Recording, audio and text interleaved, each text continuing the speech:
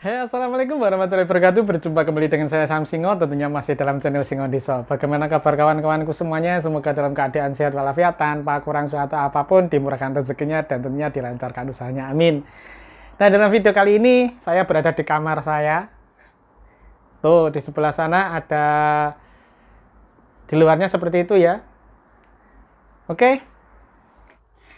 Nah, oke, abaikan yang di belakang ya. Ini saya berada di kamar. Dalam video kali ini, channel Singo Deso akan berbagi info tentang kondisi keadaan Korea saat ini, terbaru ini ya. Bahwa kalau kemarin-kemarin di video saya yang lalu-lalu itu kondisi Korea semakin membaik, semakin bersahabat dengan kita, calon-calon tenaga kerja Indonesia yang mau bekerja ke Korea, ataupun kami yang berada di sini yang masih berada di Korea. Kalau kemarin visa turis sudah dibuka, terus kemudian di luar ruangan sudah bisa melepaskan masker karena COVID sudah menurun drastis. Terus kemudian yang terakhir adalah bahwa Korea sudah dibebaskan dari karantina untuk masuk ke Korea. Tetapi harus tetap PCR 2 hari sebelum terbang ke Korea ataupun 3 hari setelah berada di Korea. Kalaupun hasilnya negatif, tentu ada karantina, aturan-aturan tersendiri yang bisa dijalankan seperti itu. Nah, tetapi kondisi saat ini adalah bahwa di Korea sekarang ini lagi gencar-gencarnya, lagi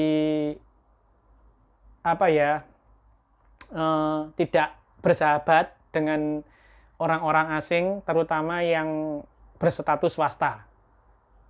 Jadi dengan saya sertakan beberapa bukti video-video yang sudah beredar baik di TikTok maupun di Facebook maupun di manapun, itu adalah kondisi saat ini di Korea yang betul-betul terjadi. Karena apa? Biasanya kalau Pak IMI itu melakukan sesuatu kepada orang asing itu biasanya ada masalah ya. Kalau yang dulu-dulu pengalaman dari selama saya di Korea itu biasanya ada orang asing yang berbuat melanggar hukum, melanggar tatanan hukum di Korea, yaitu misalkan ada membunuh orang sesama orang asing ataupun bertindak kriminal tentang apapun sesama negaranya ataupun apapun yang menyangkut hukum di Korea. Itu untuk mencari pelakunya biasanya itu untuk orang asing diubek-ubek ya, terutama tidak aman juga untuk kawan-kawan swasta baik dari negeri manapun, itu yang jelas akan diubek-ubek kemanapun perginya, kemanapun sembunyinya akan sampai ketemu dan dipertemukan dan diproses dengan hukum. Itu di Korea ya. Dan tentunya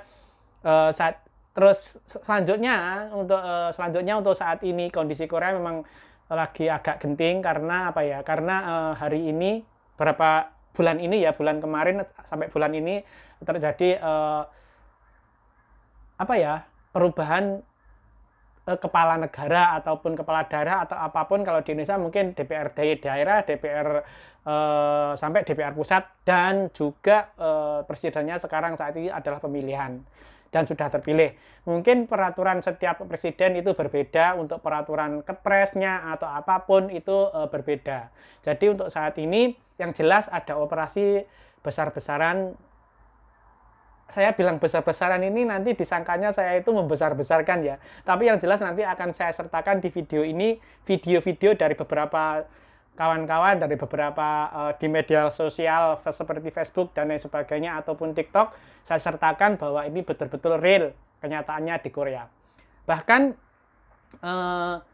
pencarian tenaga kerja asing yang ilegal di Korea itu juga tidak hanya di pabrik-pabrik, akan tetapi di kisuksa atau mes ataupun juga di one room yang dicurigai ditempati tinggal orang asing, serta juga di kebun-kebun yang arbaitan ya. Kalau saya bilang ya seperti itu, arbaitan atau kerja lepas setiap hari dibayar seperti itu, baik itu di kebun-kebun. Di sini banyak sekali pada saat ini musim panen, yaitu musim panen kentang, musim panen bawang, terutama bawang putih, bawang bombay itu banyak sekali karena perharinya itu biasanya kalau di daerah Daegu sekitar 140-an ya, antara 140 ke atas ataupun ke bawah seperti itu per hari.